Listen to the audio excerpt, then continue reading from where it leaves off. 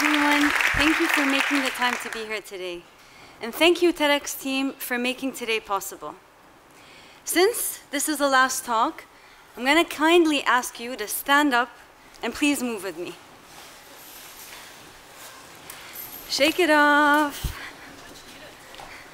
Little bounces. Reach up. And you can come back down, please. My name is Nelly Attar. I'm the founder of Saudi Arabia's first dance studio, and I'm an avid athlete and trainer.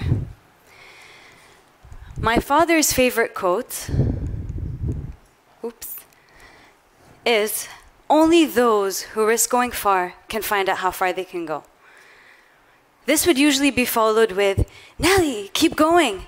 Never ever give up." Today, I'm going to be taking you on a journey from the top of the world to rock bottom and back up again. My career started in psychology. I graduated with a bachelor and master's degree in psychology. I was only 20 at the time, and I had all the dreams in the world of becoming a renowned clinical psychologist. But shortly after I graduated, reality hit. Finding a job is not easy. My country, Lebanon, was drowning in economic and political problems. My parents were facing financial difficulties. Rejection after rejection. I felt helpless. I felt stuck. The situation persisted for a while until I learned how to be more proactive with my time. I started training regularly, mainly outdoors. I applied to jobs every day, regardless of the outcome. That was a non-negotiable. I got certified in sports coaching. I loved sports, and it was a way for me to make income possibly. And most importantly, I volunteered my time for a number of organizations across Lebanon. From the United Nations to working with prisoners and animal shelters, I gave them my time, and in turn, I gained invaluable skills. This all persisted for 2 years until I landed my first job in Saudi Arabia. I took the job, made the move. I was working as a cognitive therapist for patients with brain injury. Work was enriching, life felt fruitful again, and I felt like I was gaining direction on where I wanted to go. But there was a unique challenge that I was faced with. The challenge of living in Saudi Arabia as a woman. What do I do after work? Where am I going to train? At the time, there were limited opportunities for people to engage in sports and recreational activities, especially women. So an idea came into mind. Why don't I start teaching dance fitness classes after work? Yeah, the idea was great, but it was terrifying. That step took me forever to kick off with. It felt like a mountain I had to climb. But once I took that step, it opened up a world of opportunities for me. It changed my career and life later down the line. So I started with dance fitness classes at the hospital. Then I started teaching friends. Then I started charging for classes. Then I shifted to embassies and the handful of private gyms that existed in Saudi. In 2016, I signed with Nike as their first trainer in Saudi Arabia. All these milestones were extremely difficult in their own way. I always felt fear, self-doubt, so many questions, anxiety, even when no one noticed. But I did one thing consistently right. I took that imperfect step. Regardless of how it looked, I took that imperfect step forward. So there I was at the end of 2016, teaching classes all across Riyadh and beyond. And I started to feel propelled to launch my own project or business. There were so many gaps in the sports market at the time. To give you some context, Stanford University ranked Saudi as the least active country in the world in 2017. So you can only imagine the infrastructure and mindset about sports at the time. My stepfather kindly offered me a space in his office building. He was like, "Nelly, this is a warehouse that we're not using. Why don't you come teach classes from there and then see how it goes?" I thought it was absurd. I mean, I go and teach classes. I go to people. But would people come to me? What is this going to look like? What if I get into trouble? What if I embarrass myself? And then my mom would stop me and say, what if this could go right? And of course, my father, Nelly, only those who risk going far can find out how far they can go. So I took that step. I started with what I had. I made a few phone calls, called some friends, I have a little stereo, my skill set as a trainer. We cleaned the space, and literally the second day, I started classes. The very first session was full. So I scheduled another class, and another class. I didn't know what I was doing, but I was learning in the process. From fitness to dance fitness, I then started to recruit friends that were trainers, clients that could potentially be trainers. I started to train them. And that's how we morphed from this into becoming Saudi's first dance studio. And what do you know? The world works in amazing ways. At the time, Saudi was changing. A Ministry of Sports was launched. Female gym licensing was launched. Women can now drive. And women were encouraged to open businesses. So all kind of fell into place. And if this doesn't shout trust the process, I don't know what does. I quit my full-time job and I decided to focus on the emerging sports landscape. Since then, I've taught hundreds of classes across the GCC.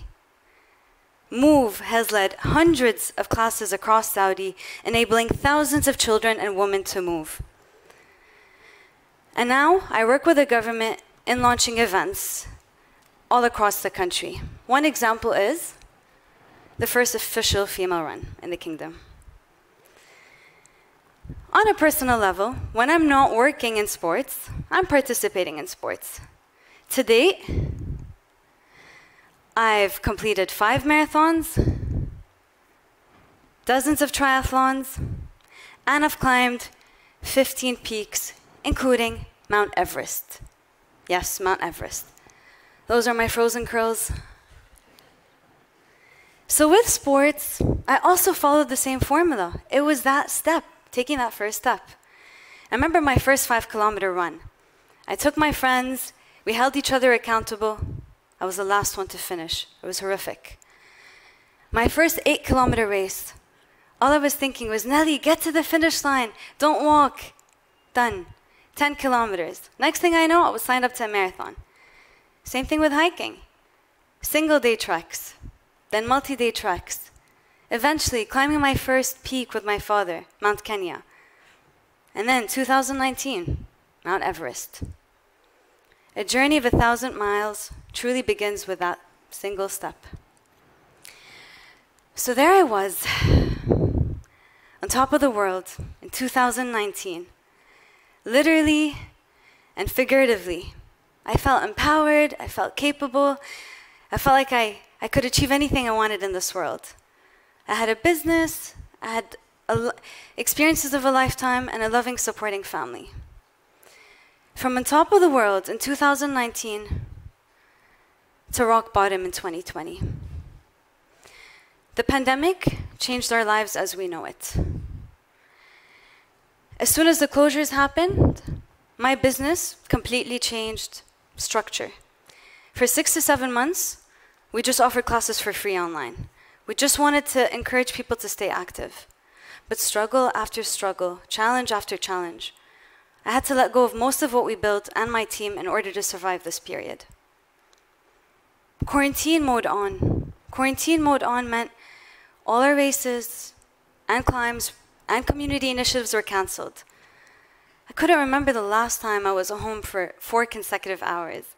And here I am, for months with no end in sight. I actually climbed Mount Everest with friends joining in virtually from home just to stay entertained.